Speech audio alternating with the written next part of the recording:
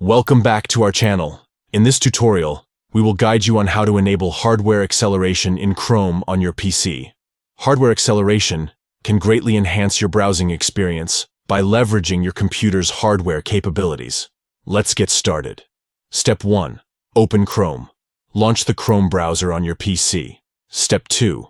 At the top right corner, click on the More button. It is represented by 3 vertical dots. Step 3. Select Settings from the drop-down menu. Step 4.